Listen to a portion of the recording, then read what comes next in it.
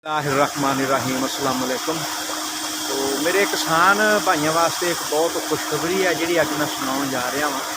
तो अलहमदुलिल्लाह Lahore high court Multan bench ने जोड़ा फैसला दिता वा, उस फैसले की रोशनी के जिहड़ियां बिजली दी कीमतां बहुत ज़्यादा उत्ते चलियां गई सी। साडे जिहड़े ज़ीरो ट्यूबवैल उन्होंने कनैक्शन कट्टे गए, बहुत सारे लोगों ने तो बिल्कुल सिरे तो खत्म ही कर दिता। तो अज ये बड़ी गुड न्यूज़ आ कि अल्लाह ताला ने ये दोबारा किसानों की सुनी आ और किसानों की जी मुश्किलात आ वो आसानी हो गई। तो Lahore high court Multan bench ने जोड़ा फैसला दिता वा 26/9/2023, उस फैसले के मुताबिक उन्होंने FPA और क्वार्टर टैरिफ में यकसर बिल्कुल खत्म कर दिता।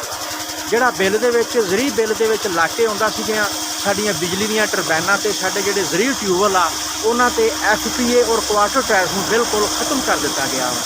और बहुत असी इस फैसले में बड़ा सराहने कि इस कोर्ट ने जोड़ा जिमीदारां वास्ते ये रिलीफ दिता वा, ये बहुत अच्छा रिलीफ दिता वा। ये जिहड़ियां किसानां दीयां मुश्किलातां वा वो हल हो जाणगियां, आसान हो जाणगियां। जिहड़ा साडा बिजली का फी घंटा 1500-2000 से चला गया सी, वो घट के साडा 800-900 रुपए रह जाएगा।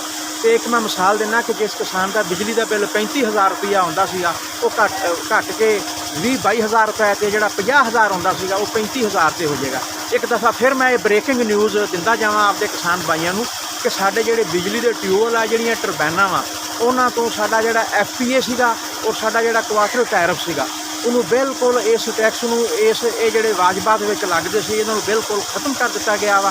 तो 26/9/2023 की रोशनी फैसले के मुताबिक आइंदा ये जिहड़े तुहानूं बिजली के बिल आउणगे FPA और क्वार्टर टैरिफ तो बाद कट के आउणगे। तो किसानों वास्ते एक बहुत खुशी की लहर आ, क्योंकि जिस तरह डीजल महंगा वा, खाद महंगी है, पेस्टिसाइड महंगा वा, सीड महंगा वा, तो इस तरह किसानों को बिजली भी बहुत महंगी मिलती सी।